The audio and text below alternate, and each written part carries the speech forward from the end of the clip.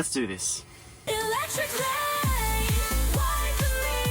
Okay, so I thought I would make a video on all the different questions I've been getting from friends and family about my Tesla Model 3. I thought I'd do a bit of a Q&A. So here we go. Did you buy a charger? No, it just plugs into a normal wall outlet. You can purchase a charger from Tesla, a wall connector, which charges around 3 times faster than a normal wall outlet. Those cost around $700 plus installation. But the reality is that most people don't even need that sort of a speed, especially if you're just topping it up at home. You can also buy third-party chargers, but again, they're more for convenience and more edge cases. What's the range of the car? Well, real life range is around 380 to 400 kilometers. So in the app and on the screen, it says it goes for 411, I believe. That is in ideal scenarios. So probably real world is 380 to 400. What happens when you run out of charge on the road? Well, I guess the same sort of situation where if you run out of fuel on the road, right? You'll probably get towed. You might be able to get an emergency top off from an emergency service, but generally you just get towed. But just like your mobile phone, there are emergency safeguards. So even if the car gets down to 0%, there are kilometers still left in the battery to get you to a safe and convenient charging location. And not to mention, once it goes below 20%, there are things in the car that start turning off that you don't need. Things like Sentry mode. So all the dash cam functionality of the car turns off at 20% if you're stationary, just to help conserve battery. How much does it cost to charge? At home, it costs around $4 to $5 for a full top-up. If you're obviously running off solar, that's free. If you're on the road, if you're doing a big road trip and you need to charge at a supercharger or a third-party charger like EV or ChargeFox, those run around $20 to $30 for a full charge. And typically you won't need a full charge to get from point to point.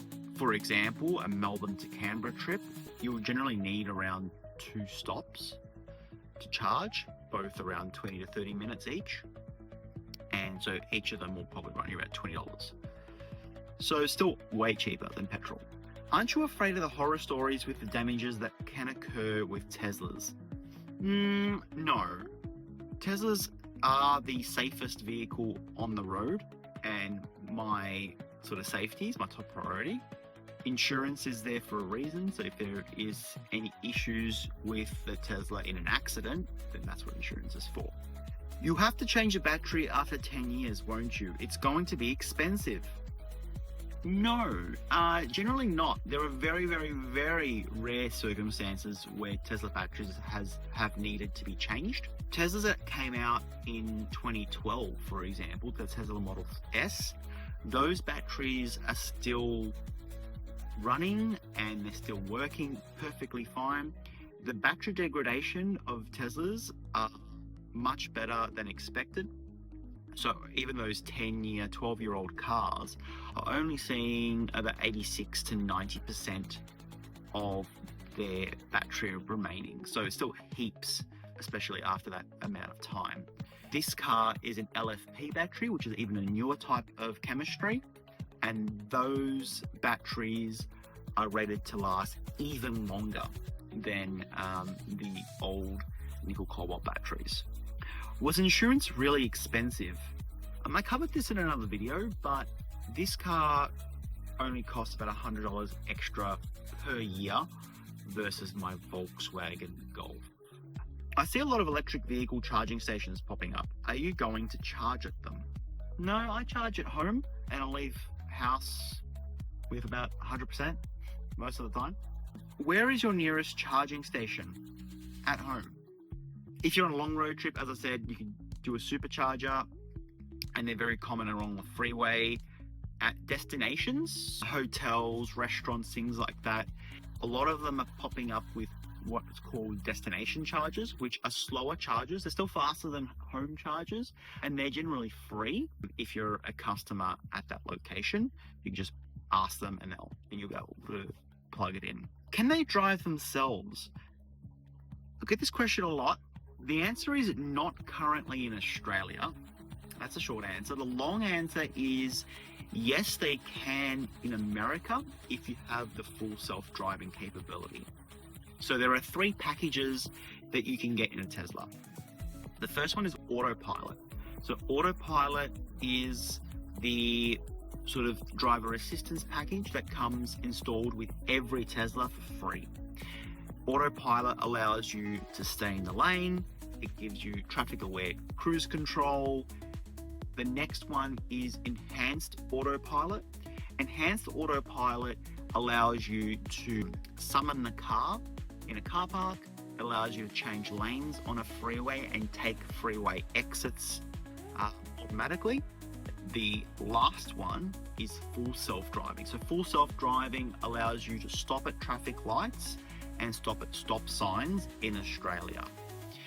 When Tesla do release the full self-driving software in Australia, then yes, they will be able to drive themselves from point A to point B completely by themselves.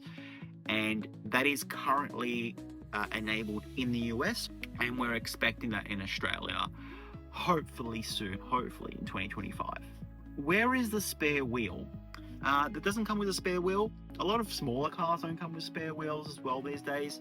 But one thing that I'm really happy about is that Tesla actually have a roadside assistance service in their app where they can come and change tires and things like that if you're on the road. Obviously that's a paid service, but it's available on the app to anyone. Where's the engine and VIN? So Teslas don't have engines, they have motors. This is a rear-wheel drive Tesla, so the motor is at the back and there is no motor at the front. Instead of an engine, it has a front, so there is more space to store things. And the only thing else that's under the front is the place where you can replenish the windscreen wiper fluid, and that's basically it. You can get a long-range Model 3, which have 2 motors, dual motor, one at the front, one at the back, but still same amount of front space. In terms of maintenance, Teslas do require maintenance. They do require less maintenance than a conventional petrol or gas car. But generally, even the services on a Tesla, they are far less expensive than a regular car. So in this car, for example, the tires need to be rotated every 10,000 kilometers. The cabin air filter needs to be replaced every 2 years. And that's pretty much it. If there are obviously any issues with the car that you need Tesla to have a look at, generally it's pretty cheap. And they also have a mobile van that comes to your location if it's not a big issue for them to fix. So it's really convenient. All right, so thank you for tuning in. Please like and subscribe this video if you found this useful, and I'll see you on the next one.